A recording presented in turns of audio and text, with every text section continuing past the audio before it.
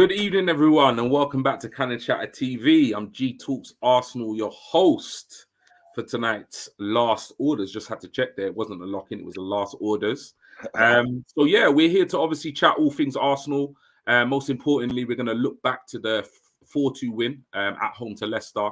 We'll probably cover a couple of other topics, including the latest documentary, 6 episodes in, All or Nothing, as well as look ahead to the game at the weekend away to Bournemouth. But before we get into it, obviously you can see I'm joined by 2 of the Cannon Chatter members. Lee, how you doing, Lee? I'm all right, mate. Not too bad. Dried off after earlier on.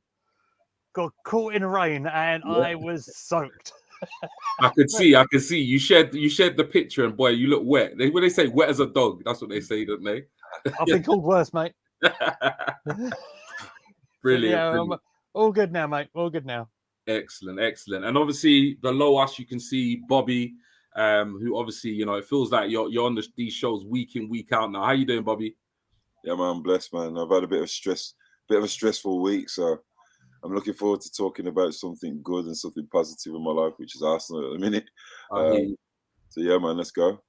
Let's go. And you know what? On that note, we'll run the intro and then we'll see you on the other side.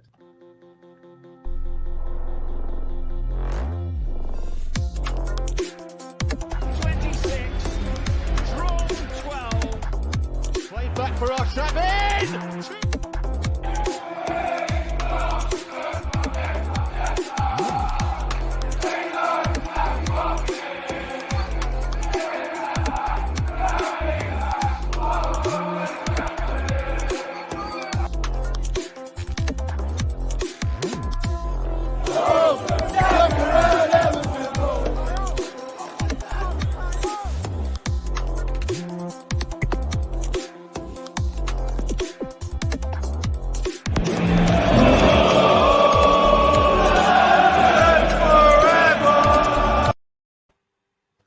There we go. Like I said, evening everyone, and welcome back to Cannon Chatter TV. So yeah, I think we'll get right into it. But before we do that, we'll head over to the comments because we've got some comments coming in already. So nice of all of you to join us. So first up, we have Now here. Now saying, big up guys, big up yourself. Good evening to you. Daddy Faz, a regular in the chat week in, week out. Evening guys, hope you're all good. We're all blessed. Liking the new intro. Yeah, big up Lottie for putting that together. She worked really hard over the summer, working on a lot of the intros and outros for the shows going into this season and also next season. Ellie here from the group chat on Twitter. Big up yourself, Ellie. Always here. Regular now. Evening, guys. Nice to see you all. Nice to see you too.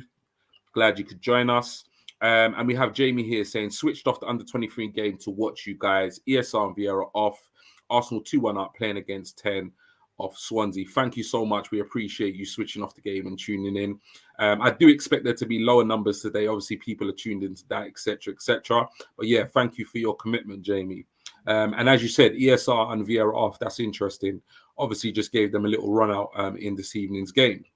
So yeah, we'll kick off tonight's show. We won't go straight into the Leicester game because we've got some other kind of topics of conversation, etc. And I think the most fitting place to start is to talk about this gentleman here. Nacho Monreal retires from football. Now, obviously, the news came. I don't think anyone was really surprised. I say grand old age, same age as me, 37 years old, is retiring from football. And yeah, he's a player. I wouldn't go as far as to say legend, Arsenal legend, but I would go as far as to say, an absolute solid professional, a decent player. For me, he wore his heart on his sleeve, and I think he joined the club at what I would say a very difficult period in our history. But yeah, coming to you first on this, Lee. What are your thoughts, obviously, with the news that Monreal retired? What did you make of his time at Arsenal and just the player himself? With Monreal, I think he was possibly Wenger's finest defensive signing in his last few years. I think it was such a reliable performer. I think it was underrated, particularly. One of our unsung heroes and a leader. He was always up and down that left flank. Scored some very, very important goals. I remember a couple in the FA Cup. I think there was one against Man City. Mm-hmm. I think there might have been one against United as well at some stage. But terrific player. And, Right old age of 36, says the old man over here, 41. Christ. Talk about make me feel old, mate. Yeah. But yeah, all the best to him. He was a terrific professional. Be interesting to see what he does now, actually. Mm-hmm. Yeah, definitely. Because like when the news broke, obviously, like, you know, players come and go, you know, and as Arsenal fans, as any, you know, fan of any football club, you know, you see it, you become almost kind of immune to it. And sometimes you don't necessarily appreciate a player until they go. And I think that's definitely the case, I think, for a lot of Arsenal fans looking back at Monreal's career. I think, you know, when you reflect on a player's career, sometimes you don't necessarily appreciate it when they're at the club or when they move on. And maybe you get some other players and you kind of appreciate what they did, how they played the game, how they carried themselves. But I think his retirement video or his announcement video kind of gave the inkling that there was more to come. In terms of just like what he will do next. So yeah, definitely, you know, backing up what you said, it will be very interesting to see if, you know, he does, you know, pursue a career in football. You know, at what, you know, in terms of what he does, we won't know. We'll just have to kind of watch this space. But yeah, definitely. Thanks for those words with regards to Monreal. Bobby, obviously, you know, thoughts on Monreal in his time at Arsenal? I'll be honest. I remember when we signed him, I was not his biggest fan at all. His first season, when it wasn't the greatest, he wasn't the greatest, and Wenger then switched him to centre back. I don't know if you both remember. He switched him to centre back, and that kind of toughened him up defensively. And then he just became basically one of our most consistent and most reliable players. I ended up really liking him and being quite gutted when we got rid of him because I thought he still had a few years left in him.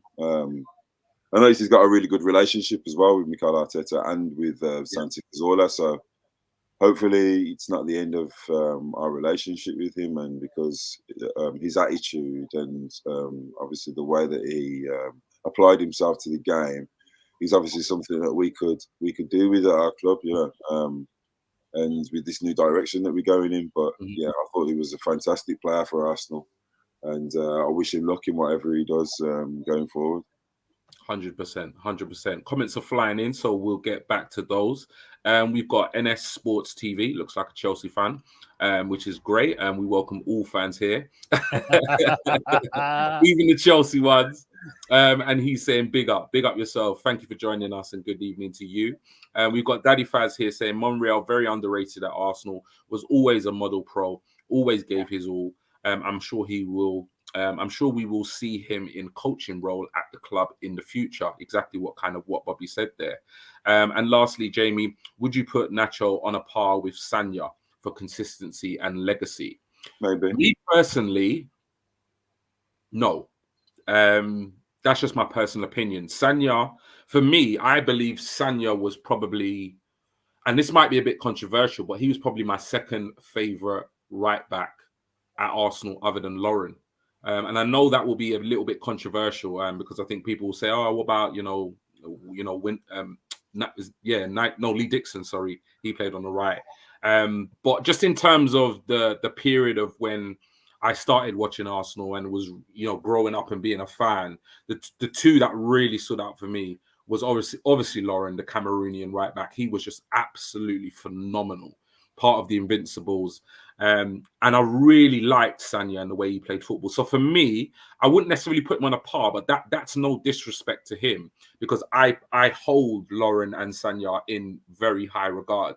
I would say in terms of, I wouldn't say they're the two best right backs we've ever had, but in terms of my time as a fan, those would be the two stand out for me. How about yourselves? Bobby, I'll come to you first. Well, for me, I kind of agree with you, G, but I don't think that we've ever had great right backs at Arsenal. Lee Dixon for me was probably our greatest, but I mean, Lauren was, he actually came to us as a right winger. That's when we signed him, and he kind of because we signed, I think, Oleg Luzhny, I think, as well. But yes, the Ukrainian, from Dynamo Kiev, I think it was, But he was absolutely dog shit, so we ended up. I think that's Bobby! Sorry. Just mute that part out, yeah. But Lauren was kind of like an accidental right back, so to speak. And he was really good. I really liked Lauren. Frustrating in some games, he was, to be fair, but he was a very good player. But I think in terms of left back, Nacho doesn't really come close to the greatest left backs we've had at the club, you know. So but for me, in terms of his consistency with Sagna, I think because of the way that Sagna left the club, for me, Nacho, if anything, goes above Sagna. I hear that. You know what? I do hear that. Yeah. In terms of their abilities, I would say they were probably equal. They were probably even. But I really liked Sagna. I really liked him as a right back. He was a good player. He had that. He didn't only have technical ability. He had a lot of fight, didn't he? Yeah. But that was exactly the same as Nacho and Monreal. So.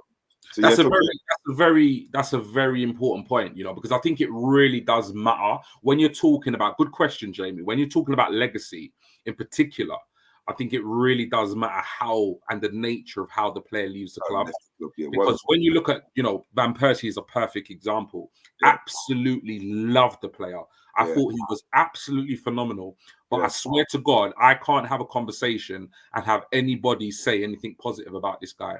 And when they do, because I know you like him, Bobby. And if you notice, I love him, man.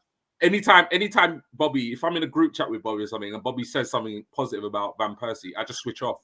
I just ignore the comment, and it's nothing against you. It's just that that feeling, isn't it? It's what he did to us. It's what he did to us.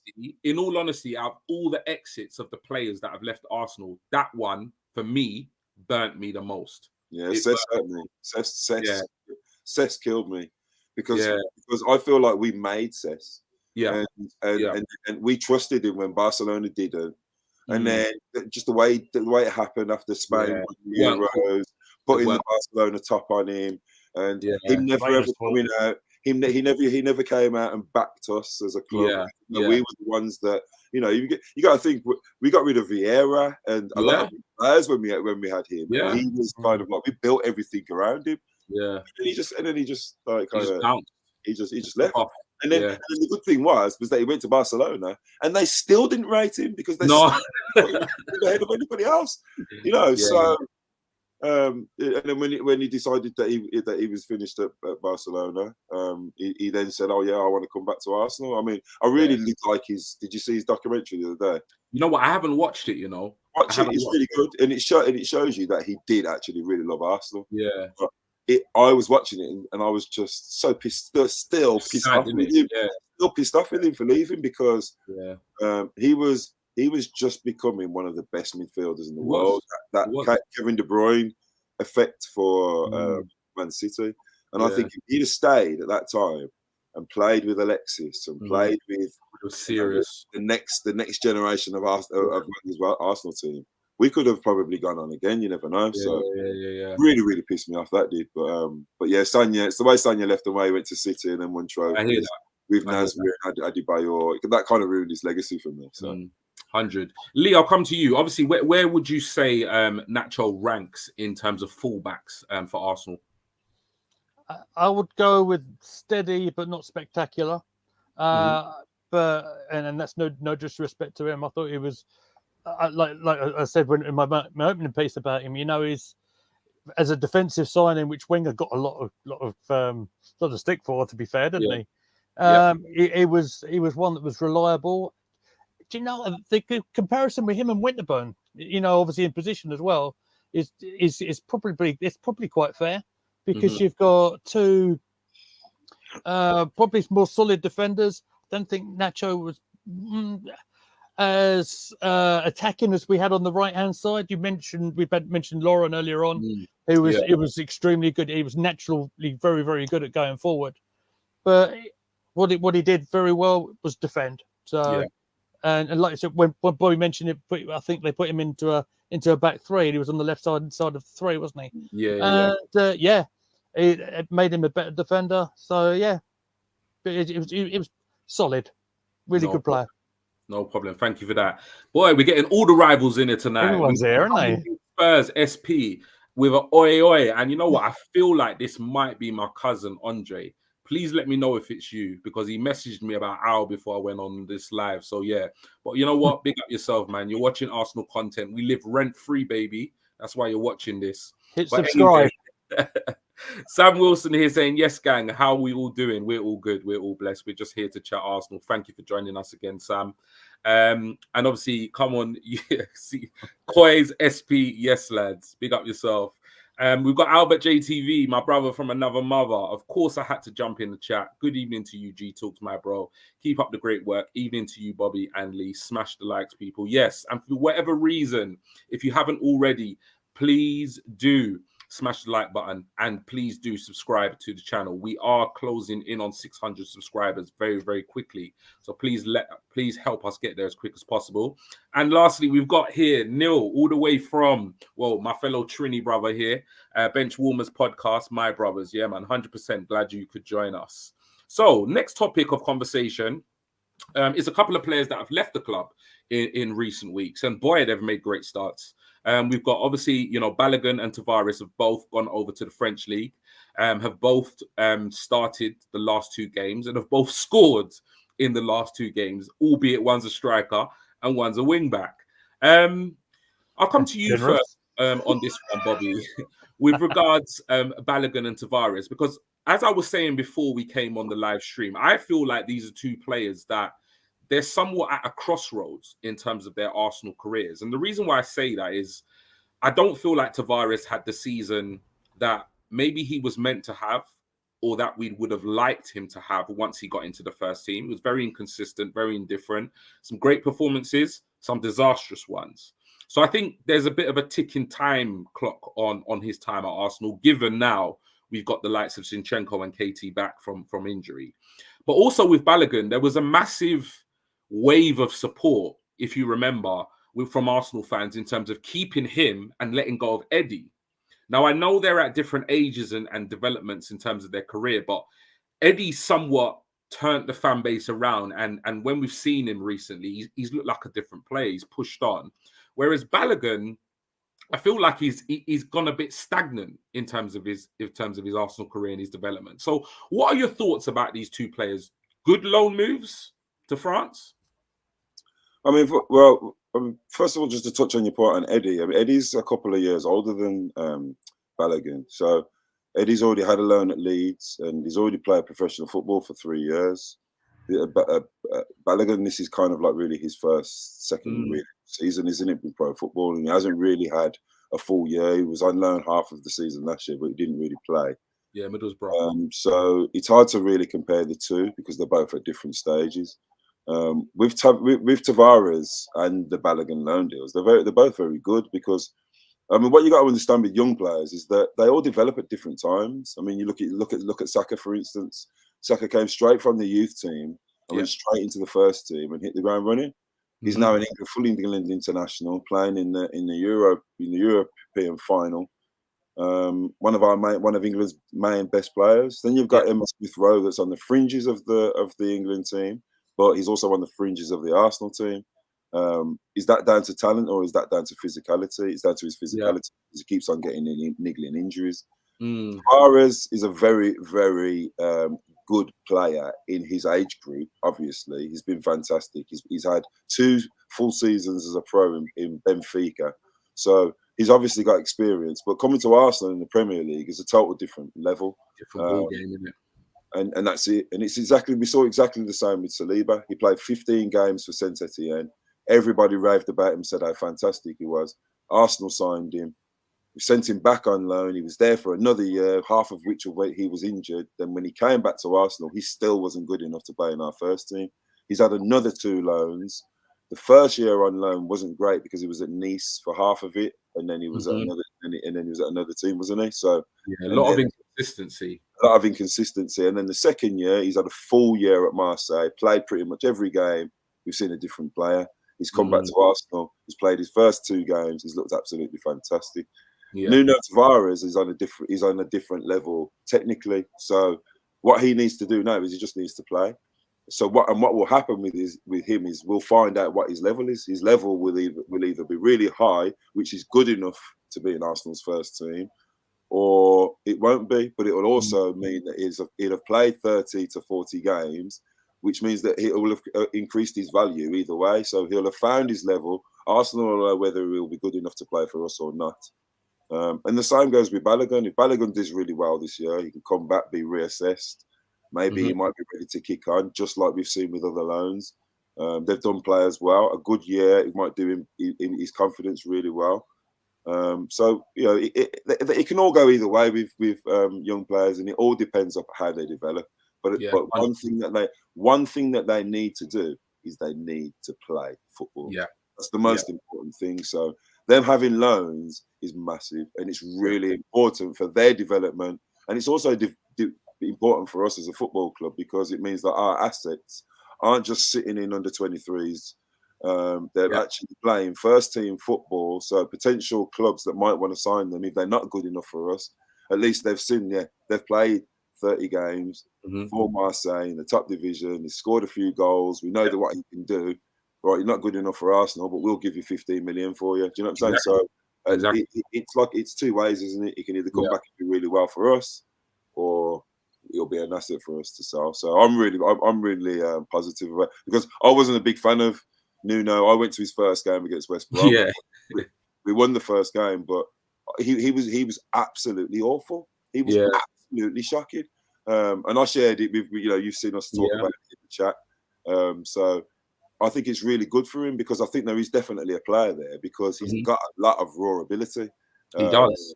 But he needs to play games and not be in the pressure cooker of the Premier League, with Arsenal, with the toxic Arsenal fan base on his back, people like me.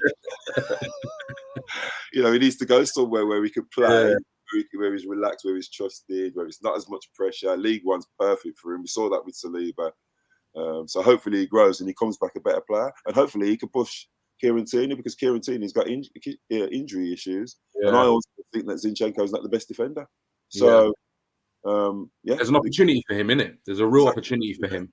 Exactly. Yeah, wicked. Lee, I'll come to you. Like, obviously, share your thoughts on obviously the two loan moves for the players, their potential futures at Arsenal. But one other thing I wanted to ask you about was, you always hear this debate online, and it's like, why send them to the French league? Why send them to the Italian league? Why not send them to a lower league Premier League side or a championship side? Where do you sit in terms of that debate? Are you for players going abroad and learning their trade, or would you prefer them to, get to know the league and get to know maybe, English football at a lower level like the Championship? I am a fan of watching players in the Championship. I must say, I watched Charlie Patino last night for Blackpool against QPR, and I thought the lad did really well for the time he was on the pitch. So he got proper kicked in the ankle. But I don't know if you're sending him on loan to like you say League One or Serie A or whatever. You're talking top level football there. For the lads, particularly on the screen here, for Tavares, I think getting the week in, week out games is such an important thing to him. I think his confidence was shaken quite a bit. If you go back, Nottingham Forest in the cup tie, taken off after 30 minutes or something, and he probably never recovered from it as and so send him away from, like we've mentioned, the Arsenal fan base that can get a little bit on his back sometimes. Do you know what? It's good for him. He's the kid's learning to play the game as well. Good for him. He's got a goal or two as well, by the way. So fair enough to him. Yeah. It can only do him good, can't it? It's only going to give him match day experience, just like Saliba, who's come into our side, looks like he's been there forever. Do you know what I mean? Balogun, you're absolutely right, G. What you said about him sort of stalling his career. I think for the bit of the season at Middlesbrough last year, he barely figured. Saw him a bit in the England under-21s, and he impressed doing that. Yeah, he did well in the international level. He did well. Yeah. But a bit like my friend Nketiah. Yeah. But record under-21 scorer. Exactly. But as Bobby said, it's different gravy when you're talking about under-23, under-21 football to top flight football in whatever country you are. So it's a balance. He's started with a couple of goals himself. Yep.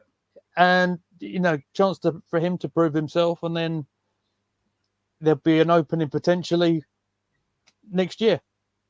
Yeah, no problem. Thank you for that. And we'll go to the comments because we've got some coming in. Next one we've got Guys SP. No, you lot have done well. I have to admit when it's going well. J Arsenal FC. That's the Gabriel Jesus thing, isn't it? Yeah. Smashing that like button like Jesus. Top bins. Ethan here, big up from the group chat. Made a YouTube account so I can subscribe to you lot. So thank me later. Wow, listen, I love for that. Oh, we're honored.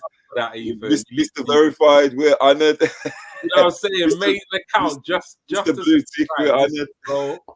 I feel absolutely honored, man. Thank you so much. DG here as well from the group chat. Big up. Oh, everybody's here tonight, man. Evening, lads. Evening to yourself. Big up yourself, DG. Silver Fox from Armory TV. Big up those guys, man. Love those guys over there, man. Doing great stuff on their channel. Yes, bros. He's also saying we know that Tavares what he can do going forward, needs to fix up defending and passing back. And Gary, all the way from the States. Hello, G, Lee and Bobby, and chat room. Hello to you. Right. Next topic of conversation, which is going to be trending by this time tomorrow evening. That is for sure, because it's the last 3 episodes of the All or Nothing Arsenal, Amazon Prime documentary or docuseries, whatever you want to call it. And we're 6 episodes in, and let's just say it has caused somewhat of a storm. And I would predominantly say between Arsenal fans and rival fans.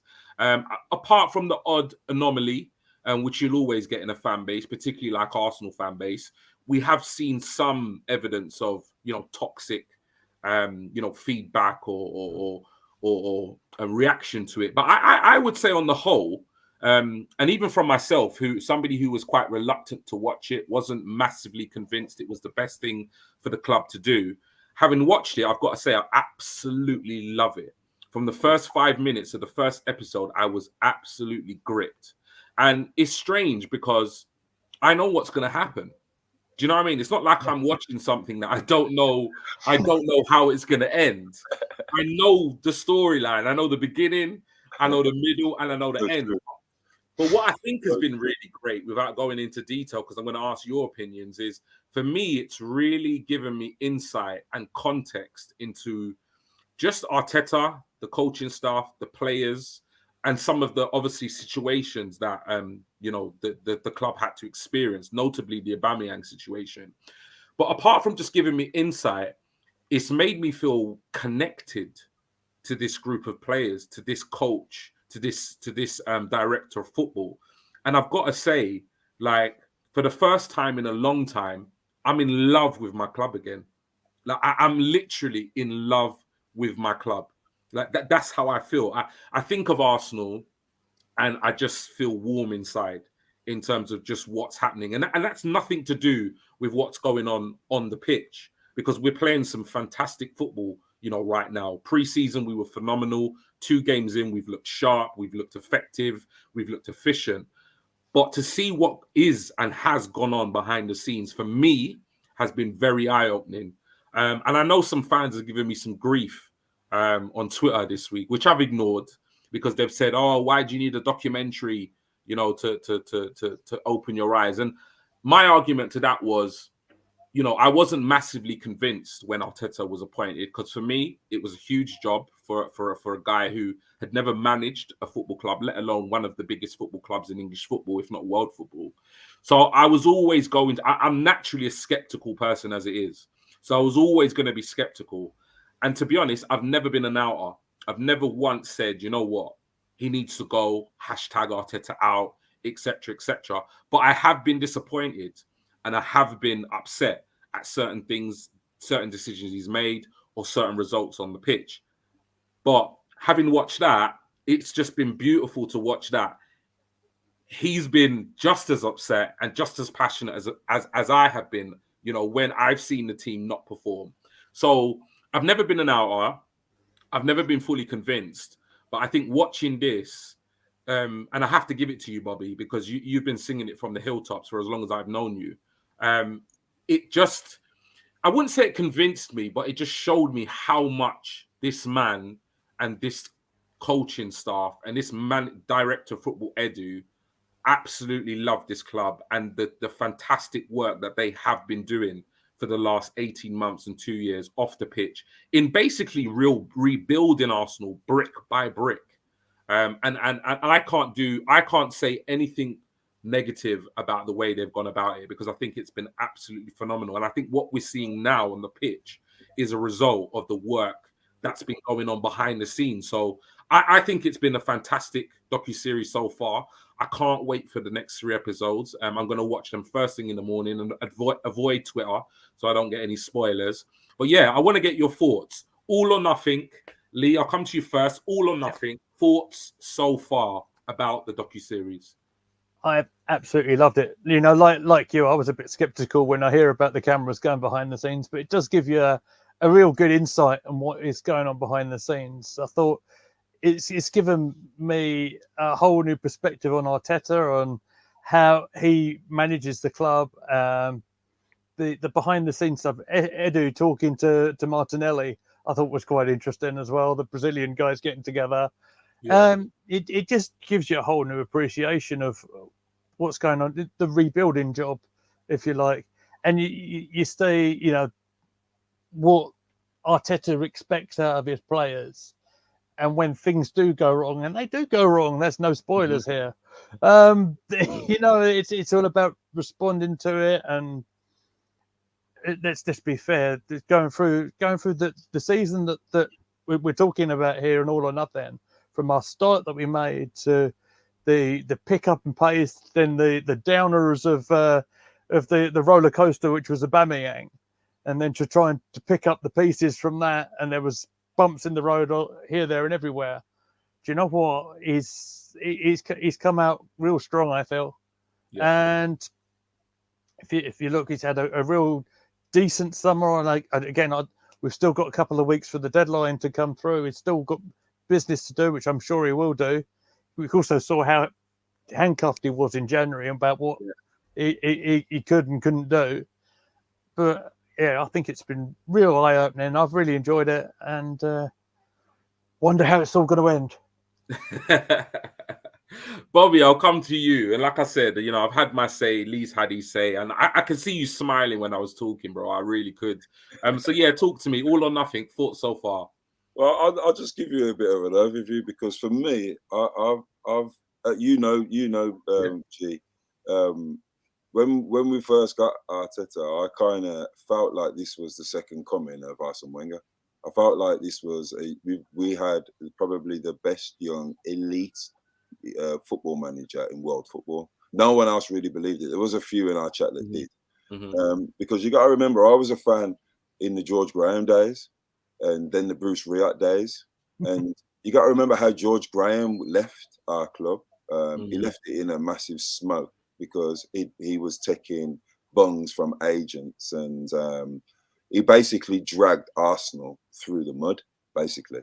Then Bruce Rioch came and didn't really do much to repair that. But one thing he did do was he signed Dennis Bergkamp. And then the second season, halfway through the season, we sacked him because he was crap. And we got Arsene Wenger, and obviously the rest is history. So going through all that, and then going through all of Wenger, and then going through the end of Wenger and what we've just gone through then, seeing Edu and Mikel gain control, Kroenke gain control. Sorry, obviously the other way around. It just feels like it's the same to me, like as Wenger. It feels like the second coming. And I think this period we're going to look back on in history. I genuinely think that we do. I think Mikel Arteta, I've put it in the chat a few times, and on the timeline, that what him and Edu are doing right now is going to be copied by clubs all over the world. It's going to be known as the Mikel and Edu blueprint or something, because what they've done to our club is nothing short of sensational. I'm sorry, but it's nothing short of sensational. When you look at what they've actually done, when you deep the problems that we had, the squad that we had, the rotten people that we had on the board and in behind the club, compared to where we are now, and the football that we're also playing. Sometimes I'm just speechless. I'm also quite confused how there can be Arteta outers. Even now. I'm quite confused how anyone can have any issues with Edu over what other clubs do. You remember a lot of the shit that was going on in the chat a few months back and stuff, you know. So I'm so happy at the minute, because when you think about where we was under the Gazidis era to compared to where we are now, it's a breath of fresh air. We're moving in the right direction, just as other clubs are coming to the end of their cycle. Man United and their demise is making this whole thing even better, because they are probably the biggest football brand on the planet, and look how they're being run. So it goes to show you the massive job that two rookies, because don't forget, this is Edu and Mikel's first jobs. Two rookies are doing. It's unheard of, you know. They don't get no praise in the media either, by the way. No, they don't. Think about the words of Gary Neville last summer, and Talk Sports and all the rest of the heat that we get, compared to the praise that other clubs get. Look at the praise that Spurs and Conte are getting at the moment, when all they're doing is buying old players. They're not doing anything revolutionary there. You know what I'm saying? So, yeah, man. I think all or nothing is, for me. I'm not being cocky, but it's just for me. I've absolutely loved it. Yeah, because I've loved actually seeing what I knew was actually going on. I was going to say that for you, it's just a reinforcement of what you believed anyway. I was unhappy when Wenger made Arteta captain, but he pretty much did it straight away. And that to me, when I look back at that now, that said something to me about what Wenger thought of Mikel Arteta as 100%. And then when I think about Edu, when I think about him during the period that he was there, what was he? Even though he used to get injured a lot, when he always used to play, he was always reliable. He was the same kind of character as Mikel Arteta. You didn't really hear a lot about him, but always did his job. A bit like Monreal. And these are the kind of characters that you want running your club. Do you want an Aubameyang running your club, or a Henry running your club? He does nothing but slag us off at every minute. So, you know, for me, I could see the characters that we've got at the back running our club, and now what they're doing to the team just proves it and just makes it look even better. I'm just really excited for the future. All or nothing. I think we've had 6 episodes. I think I've watched them all. I've watched all 6 episodes twice. If there's nothing, it'd be nothing to watch, I'll stick them on again. I have no because we don't, as you said, G. This is transparency. We're getting to see what's going on in our club. We never get to see this. This is the stuff that we just speculate on. So getting to see what's actually going on in our club, I'm loving it though. Like I'm off work tomorrow. I've been off this week, so I'm watching tonight from 1 o'clock. I'm watching both, and then I'll probably fall asleep halfway through them. But then I'll watch them again tomorrow. It's great. It's been great. Wicked.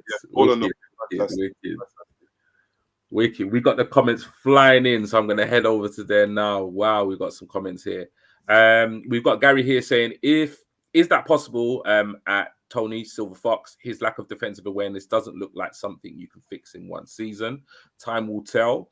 All or nothing is making me fall in love with Arteta, Edu, Josh. I can't lie. I hear you, Gary, with regards to Tavares. Neil here saying, I have a newfound respect for Edu, Arteta, and the players, 100%. Also, Arteta needs to learn to shout from his diaphragm, because by 50 he's not going to have a voice. Hello, that is hilarious. That is hilarious. The man just keeps losing his voice because of these guys' performances last season. Tony here saying, I like that Carlos Cuesta guy. Yep, that's something that me and Bobby have spoken about a lot. He comes across so well in terms of his work, what he's doing behind the scenes. Jamie here saying, so much cursing from Mikel, as you say, G. He does care 100%. Anybody that can have any opinion that this guy doesn't love and care about this club, like, you need to get your head tested, because that's one thing. If there's one thing you can't criticize the man about, is his passion and love for Arsenal Football Club. That is a fact. I won't hear anybody say otherwise. Well, that's what it says, isn't it? Commitment, hunger. That's it. You don't have any of these three things, you don't belong in this football club. 100%. That's his message. 100%. Gary here saying, yes, I too like Carlos Cuesta, and Albert was actually who I thought he would be. Arteta has good. DG the Ghana saying, all or nothing's been brilliant. Just shows people how good our club is run, and the haters been loving it too because they've been very quiet lately. 100%. And Silver Fox agrees with him. He says, bang on DG. Gary saying Arteta cursing was too much for me. It just doesn't sound right to me. One of the main reasons I don't curse much on video. I hear what you're saying because it's not something that we see him doing. We just see him on the touchline. But for me, I loved it because you know what? I love a good curse. What? So, bro, that made me. You know what? That made me like him more. I was like, yes. You know what? It's a West. What do you mean? Run, yes. Yeah, it's a West Indian and it's a very Latin thing, isn't it? Cursing. Yeah. One of my best friends is Spanish, and his mom swears after every second word. Listen, I don't think a day goes by without me cursing about something. Whether it's like I need to find my remote control, or I don't know what it is, but one way or another, I'm cursing about something. Trust me. You're not the only one, G. Saying Arsenal is a family once again. Thanks to Super Mick, Edu, and the staff there. Tremendous job they've done rebuilding the club, and All or Nothing series has had me hooked. Gary saying only one way to be Arsenal in. What's good for Arsenal is good for me. Gary also saying Arteta bedding into his role required time, but I don't want to wait, but Arsenal does, so we wait. Xhaka reminds Arteta of himself. I believe thus will always have a place in the team, 100%. And we'll get on to that in a little bit. Cannon Chatter TV, obviously that's Stephen. Evening from Alton Towers, gents. Evening to you. Hopefully you, the missus and the kids are having an amazing time. Thank you for tuning in, but amazing. Have a great time, bro. We miss you. DG the Gunner, when he says flow, you lose the ball, you run. Bro, listen, he mashed him up, bro. I was like, listen, don't play it up. But he did that to me. He said, you flow, you lose the ball. Yeah. You run. You run! And it's true. It's true, bro. It's so true. Malaga was sitting there like this, just looking at him. He didn't even know what to do, bro. He didn't want to be there, innit? It's brilliant. But wicked chat so far. Keep the comments coming in because, boy, it's been busy. But flying tonight, What we're gonna do now is we're gonna talk some, actual football, and we're gonna look back to the Leicester game, 4-2 home win against Leicester, which I have to be honest, despite the preseason, despite All or Nothing, despite the performance against Palace, it was a match I was somewhat nervous about. I was confident, but there was just this little thing at the back of my mind, and I think you guys just got to get used to that. I am by nature a bit of a skeptical person. So I was a little bit nervous going into it because regardless of the type of preseason Leicester have had, which hasn't been great, they haven't made any signings, their form has not been great. When you look at their starting 11, it's still pretty darn good. They've got some quality players in there. Players that, most Premier League sides will not fancy playing, particularly if they're at the top of their game. So I was slightly nervous, even though I went for a confident 3-0 win. I know that makes no sense whatsoever, but that was more of a heart rather than a head decision. But we got the starting lineup and there were no surprises. We had the same team that played against Palace, same team that played against Chelsea and Sevilla in pre-season. It was good to have Tommy and ESR back. Don't think they're quite ready to obviously start a match, so I don't expect there to be any differences at the weekend against Bournemouth. But it was good to see them available. But we're not going to go to the ins and outs of the match because we're going to look ahead to Bournemouth. But let's look at this Leicester game. And the first thing I'm going to do is I'm going to come to you, Bobby, on this one first. And I want you to talk to me about Jesus and Martinelli. What a performance it was by the two of these. So talk me through their performances in your opinion. And if there were any other, standout performances for you during that 90 minutes.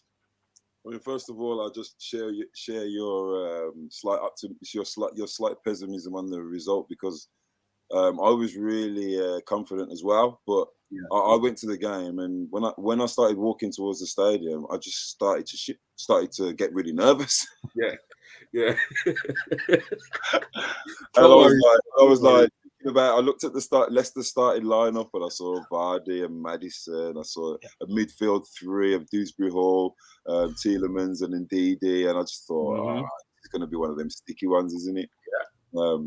But yeah, obviously that changed as soon as the game started, because Gabriel Jesus, man. I mean, what a player! What can I say? I mean, I was sat next to an older guy, and he said he'd been going for 42 years. And I think my season ticket, I'm going to be sat next to him, so he's going to have a good view on the game. And he was like, "That's the best striker we've had since Van Persie. It's the best striker we've had since Van Persie." And that's all he was saying all game. And like there was the awe in the stadium. He'd do things, and we'd just look at each other like, "Wow, is that our striker? That's our striker now. That's our striker." You know, he was unbelievable. He was unbelievable.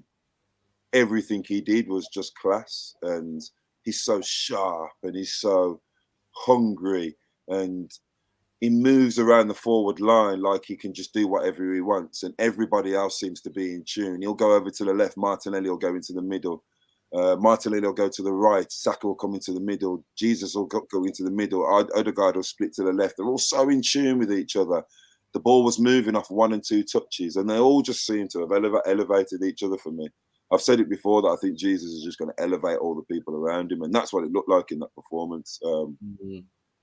Because we was just different class. Jesus should have had at least 4 goals on the day, because two of the things that he did was just different class. There was one time he Ramsdale sent a long ball direct to him. He jumped up in the air, controlled it with his chest, knocked it into the space, bullied Johnny Evans for strength. You know, this guy's like 2 foot taller than him. Bullied him for strength, pin and rolled him, and then ran through on goal to create a 1-on-1. And luckily, Ndidi come through with the last. He did, yeah. Which I was shouting pen at the time, but it was good. It was a good challenge, to be fair. I kind of thought it was a pen, but man, I was going crazy. I mean, when you go from Lacazette, who I have my respect for Lacazette, but when you go from having Lacazette to that, we're gonna be a very good team this season, simply because we've added him. And that's just a pure fact. And we've still got 2 weeks left of the window. If we add anybody else, it's going to be. I'm going to get too excited because I mean, looking at that performance, you know, a lot of people forget about Martinelli for me, and you know, he's kind of my star boy. I rate him higher than I've rated Saka. Because when they both burst into the team at the same time, and Saka was playing left back, because he was covering for Tierney's injury, and Martinelli was playing left wing. And if you remember rightly, Martinelli actually scored 7 goals in his first season. He scored a lot. He scored a lot, and he was a spark for us as well. He was. And then his second season, he was like growing into his man body and getting over his little niggling injuries. And last season, when Aubameyang went out of the team, he's kind of exploded for us. And now he's took the number 11. And for me, it's his shirt. 2 in 2. It's his shirt. I just think that we need to probably buy another winger that will maybe elevate him. If we was to get a Sane or a Rafinha, I think that would push him onto the next level, because he's that hungry. I mean, you see him tonight watching the under-23s. He's obviously loves the club as well.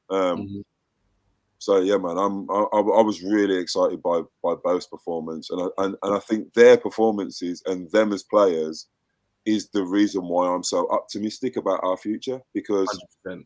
Because for me, these are 2 genuinely world-class football players that we've got at our team in our front 3. A front 3 now to be feared. Gabriel Jesus doesn't just score special goals, as you saw. He scores back post little tap-ins as well. Like he scored every type of goal since he's come to us. So, and I heard Mikel Arteta's interview after the game. He said that he went into the changing room and Gabriel Jesus was sat there with his head in between his legs, because he was pissed off that he didn't score more goals. Now that's the mentality that we need in our dressing room, and if that's the mentality that we've got, that is definitely going to raise the group. So man, Two of them were standout performances. Sorry, I'm going on. I'm going to quickly wrap this up now. That's cool, man. It's cool, bro. Because I know that obviously this channel's not been the biggest fan of Granit Xhaka, but I was going to go there. He was. I won't go too much then, Lee, but he was world class. Yeah. We're all talking about Tielemans. Tielemans got dragged in 64th minute. We didn't really see Tielemans, to be honest. Maddison was different class. Maddison was different class on the day. If there's going to be a player for me, it would be Maddison over Tielemans anyway. But Xhaka did absolutely everything, because for me, Partey was non-existent again. Odegaard was okay at passing the ball around, and his press was good, but he wasn't as good as a 10 out of 10 Odegaard for me. Xhaka again coming out with another consistent performance that elevated those around him. Our left-hand side was fantastic going forward. He also got a goal, but also defensively, he made blocks, he made challenges, and he did his job there as well. So, yeah, for me, Xhaka was equally as good as Jesus and Martinelli. So, yeah, he actually got an assist and got a goal that day. So, not a bad performance for the whole team, but the whole team was just, we couldn't pick out any one of that as having a bad performance, really. If you're going to say that someone had a bad performance, you just say that basically they weren't as good as the rest. The rest was so good, you know. Yeah. So, it's a nice way of putting it, definitely. Yeah, definitely. Lee, I'll come to you. Obviously, Jesus, Martinelli, they will get the headlines. As Bobby said, Jesus, I think 2 goals, an assist, etc. But yeah, what did you make of both their performances? Obviously playing up top together in a front three. Cool. And were there any other players on the pitch against Leicester that stood out for you? So away from Jesus's 2 brilliant goals, I'll say this, I thought the work he put in, the way he's switching positions, even his somewhat of a physical threat as well, which led to the mistake for Xhaka's goal. I thought he was absolutely outstanding, brilliant. Another one is all of a sudden he's our number 9. It's that number 9 shirt is the main striker. Yeah, I'm thinking this is what he's needed.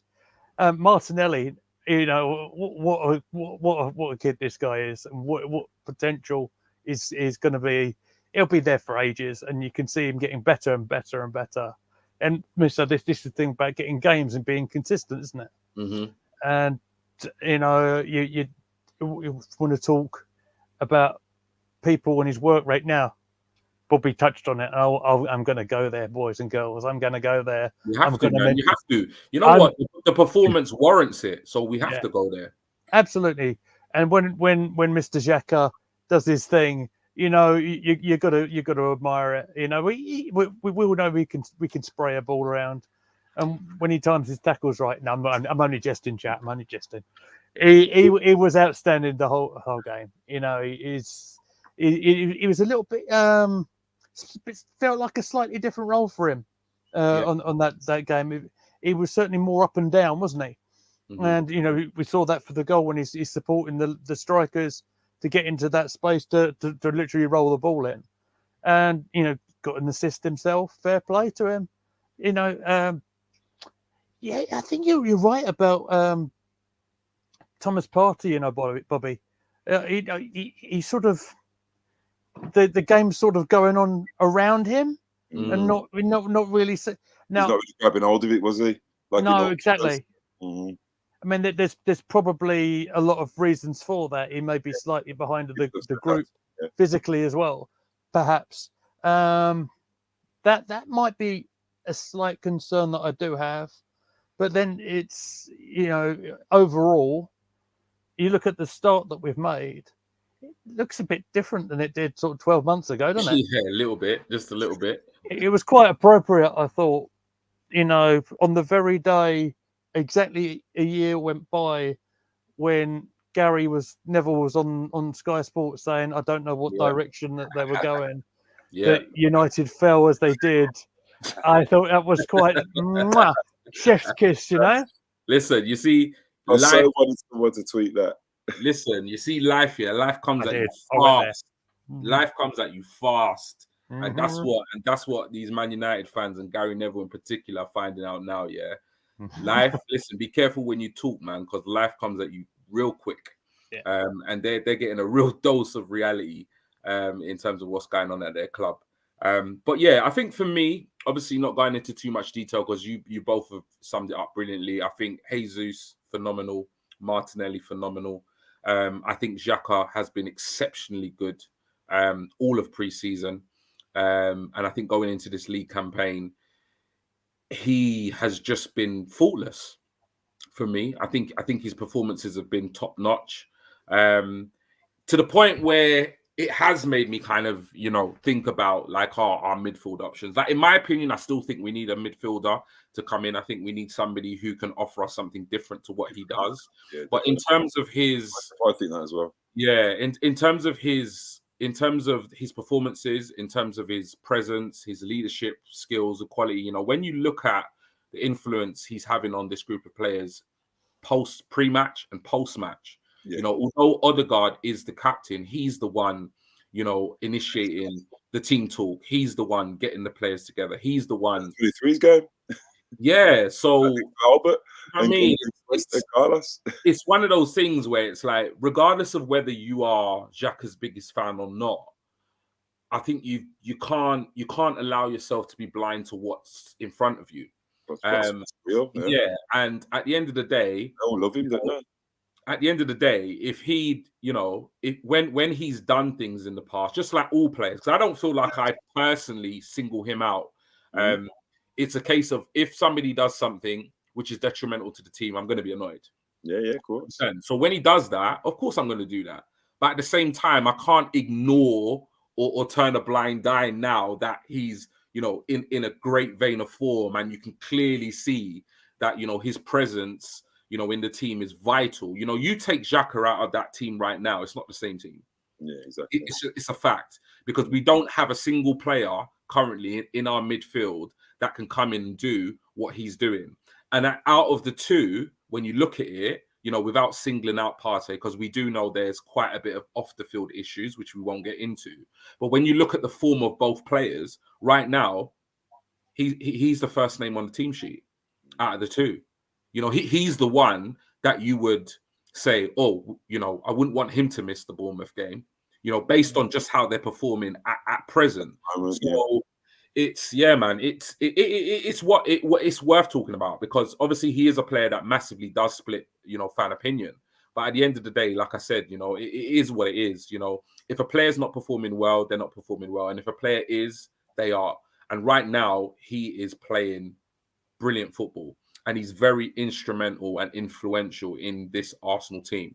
And I can't think of any reason why, at this moment in time, in the direction we're going, in the way we're playing, and the way he's performing, why you'd want anything other than his name on the team sheet. For me, it just doesn't make any sense.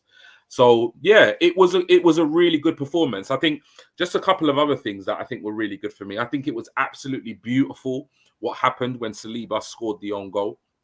Bobby, you was at the game, and the way the fans, the way the team, the players got behind him.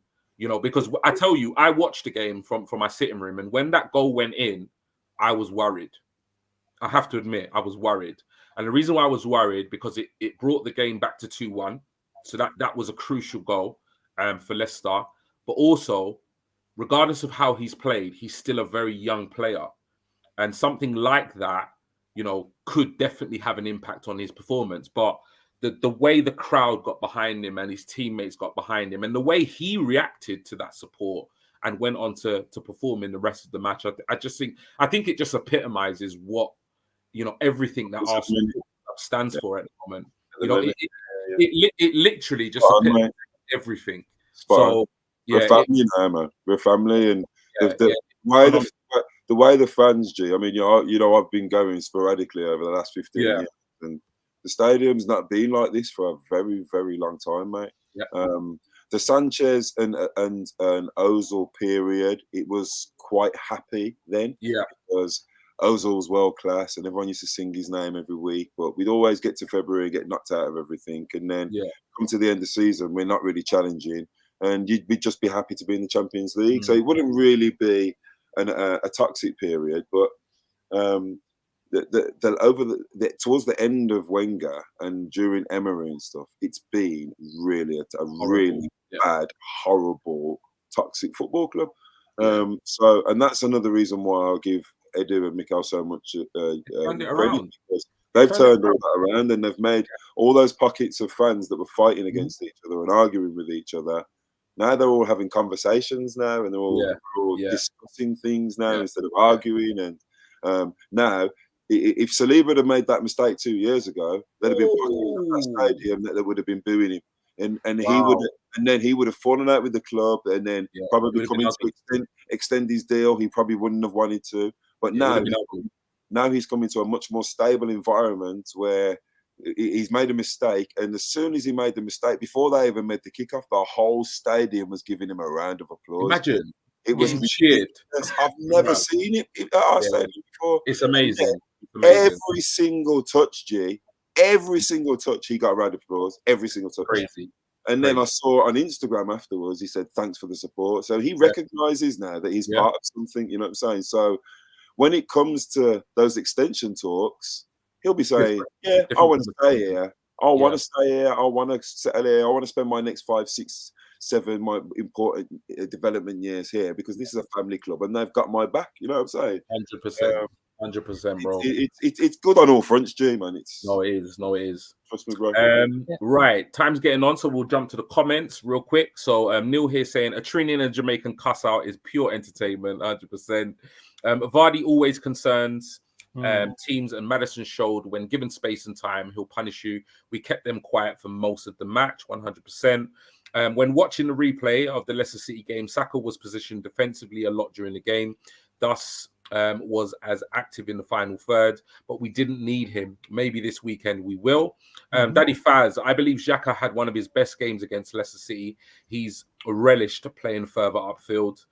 Gary again, yes, Jesus, 3 chances missed. On another day, go in, and he's watching game earlier on. I can't wait. DG saying, Jesus gives me Sanchez vibes. But Martinelli, that boy, there I am. Actually lost for words. What a player. Best thing on the pitch. Daddy Faz saying, wrap Jesus in cotton wool and bubble wrap after every game. I don't want him getting injured. He is going to be far too important for the success we want this season. Gary replying to Daddy Faz, yes, Xhaka further away from Ramsdale improves his play, less defensive responsibilities, and also double cotton wool wrap Jesus. The first preseason match, I was checking the cotton wool prices. Daddy Face saying, yes, Sanchez vibes. That's about Xhaka. I think you brought that up a little bit earlier, Lee.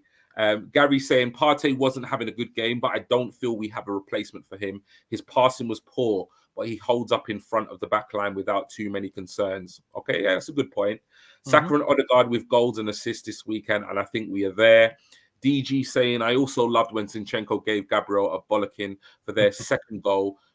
True winning mentality. He was fuming. Yeah, he's made a massive difference. We haven't mentioned him, but he's been phenomenal.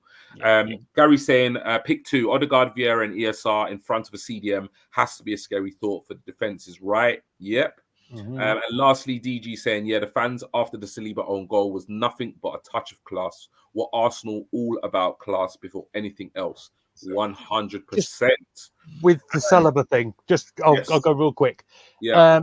Had Saliba not thrown his head at that ball that came across, it would have absolutely gone to Vardy, and you know what he would have done. So fair play to him for trying to do something right and getting it away. Yeah, it went in. His response to it was fantastic, as was everybody in the crowd. So 100%. 10 out of 10 for everybody. Very good stuff. Man. Definitely. Right, now what we're going to do is we're going to move on to obviously this weekend's game. We've got an away fixture at newly promoted Bournemouth. Kickoff is at 5:30 on Saturday, I believe.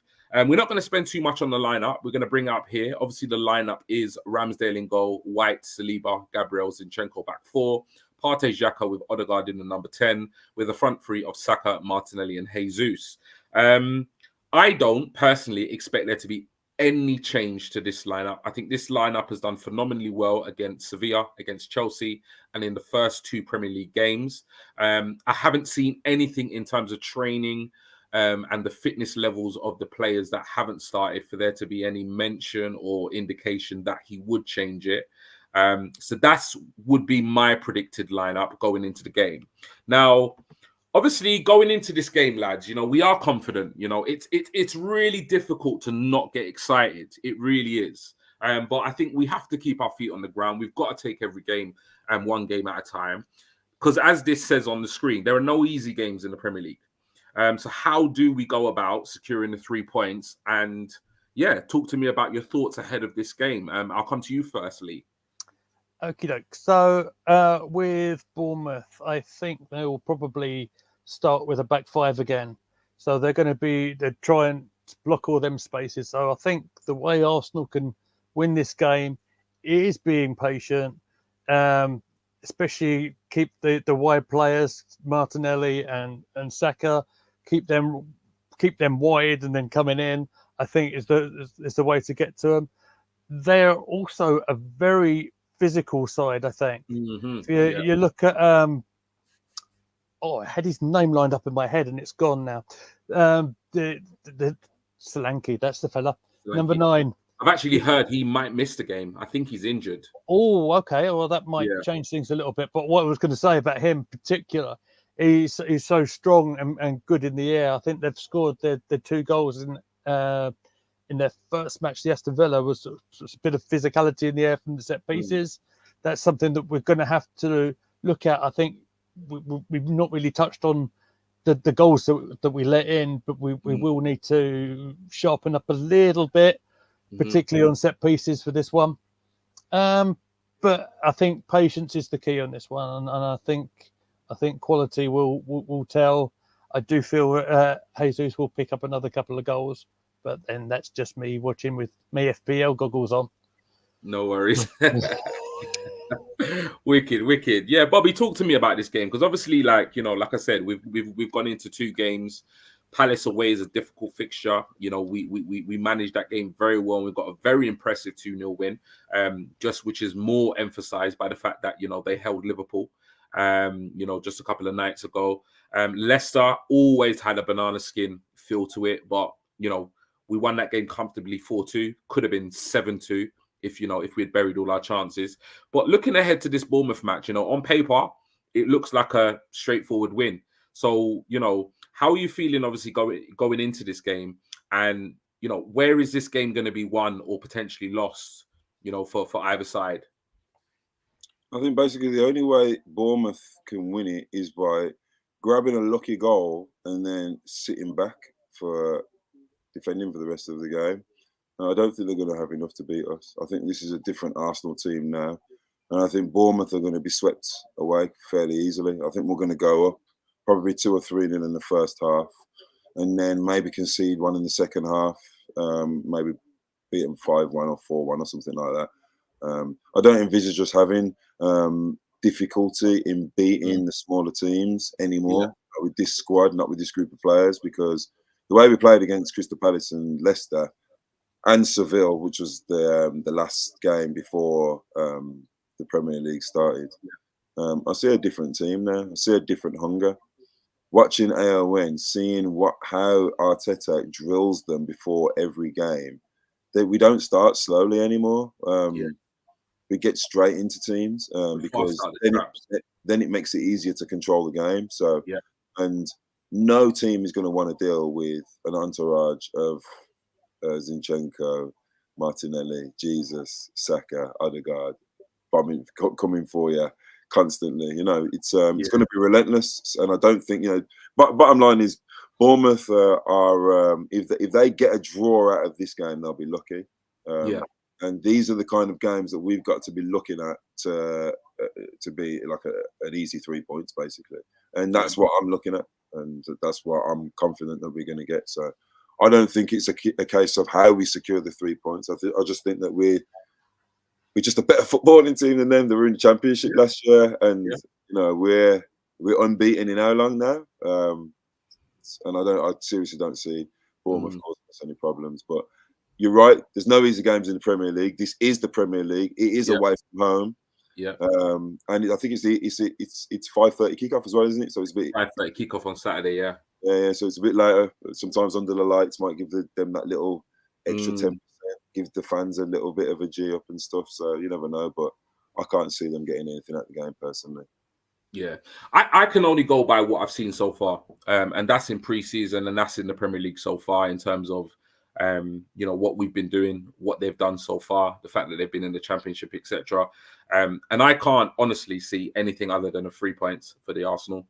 I think we'll just, they're obviously, like you said, Lee, they're going to set up defensively. They're going to want to keep it tight. They're going to want to keep their discipline, but at the same time, I think that's going to invite pressure. And, previous seasons, we've had an issue with breaking down a side, that sat deep. I don't think we're going to have that issue this season. I think we've got the personnel and the players, to basically break down, a stubborn, deep block. At the same time, if you want to play football, let's play football because we'll undo you on the break as well. So I think this season we're equipped to deal with both, and I think we're going to have way too much, for Bournemouth in terms of this game. So I'm definitely predicting a victory. It'd be interesting to know, those of you still watching, what you think. So I'll come to you first, Bobby, before we wrap up the show. Give me a score prediction. I know you kind of hinted at a 4 or 5-1, but stick to one. What do you think the score is going to be? 4-1. 4-1 Arsenal. Right. Lee, score predictions. I'm going for a 3-0. 3-0. 3-0 away and a 4-1. You know what? It's hard to come up with one that's different from that, to be honest. So I think of the two, I think I'm going to go 4-1 as well. I still think, as much as I've been impressed with the defense, I've seen signs that we can still get at, teams can get at us slightly. They're all young, aren't they? They're all learning still, aren't they? Yeah, that's what I mean. At the end of the day, it's a new back four. When you look at the defense, it's new. Zinchenko's new, Saliba's new. Ben White has only recently gone out to the right. Mostly he's been playing at right centre back. So there's going to be teething issues. And I do think, a team, if they put together, the thing is, I'm not sure if they're going to have enough of the ball to score a goal, one. And two, I'm not worried too much about set pieces. We've been absolutely phenomenal on set pieces last season. I think it was more or less 3/4 through the season before we even conceded a goal. First goal, yeah, that's right. Yeah, so I'm not too worried. And, the size of Saliba, he's even bigger than Gabriel. So I'm not too, don't get me wrong, I do think Bournemouth will target set pieces, like you said, Lee. I do think they will, because they're not going to be able to compete with us on the ground. So they will target set pieces, but I'm confident that I think we'll be able to cope. But I do think, we are a team that is still learning, so we can be got at. So I will go with 4-1. But yeah, I think it will be a comprehensive win. So it'll be interesting to see what people think in the chat. So we'll go to the chat right now. And we've got Daddy Faz here saying Kiefer Moore will be more of a problem than Solanke anyway. As long as we are tight and disciplined, we will be fine and hopefully break them down for a 5-0 win. Yes, I'm sticking my neck out there. No, we're all confident, man. So go for it, man.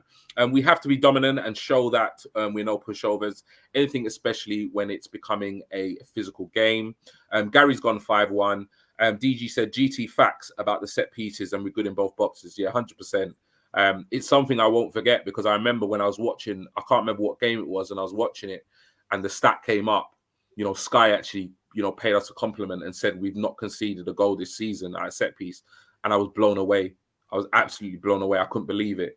So yeah, DG saying, I'm saying 3-1. And you know what? On that note, I'm going to go with DG's 3-1 as the charity bet. And I need to give you a bit of an update on that. Because obviously every single week we take score lines from everybody within the team. So obviously Bobby said 4-1. Leah's gone 3-0. I've gone 4-1 with Bobby. And we usually take a score line from the chat. DG, I don't think we've done you before, so we'll pick you 3-1 Arsenal. So I'll make sure I ping that over to Stephen. I have actually decided the charity, this year's charity, and it's a UK-based charity, and it's called Father to Father.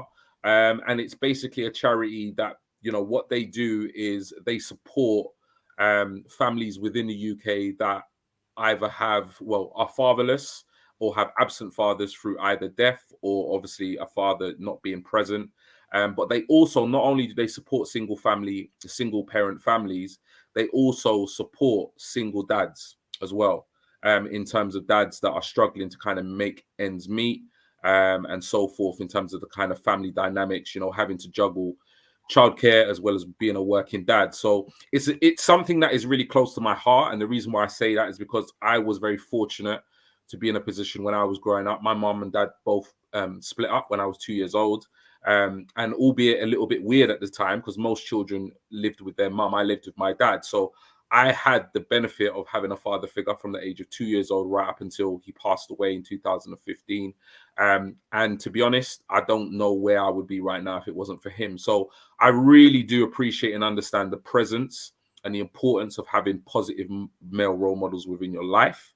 And this charity is, again, it's a charity that supports families without fathers, it supports single fathers, and it also supports families where there isn't a father figure to actually have male mentors go in there and support families that are fatherless. So it's something that's really close to me. It's something that I hope we can get as many score predictions right as possible, so we can support them. Because I think the role of a father and the role of, having a dad is really, really important. And it's not always possible for whatever reason, but just having a positive role model within a family dynamic, I think, is absolutely crucial. So that's going to be the charity that we're going to be supporting here at Cannon Chat this season.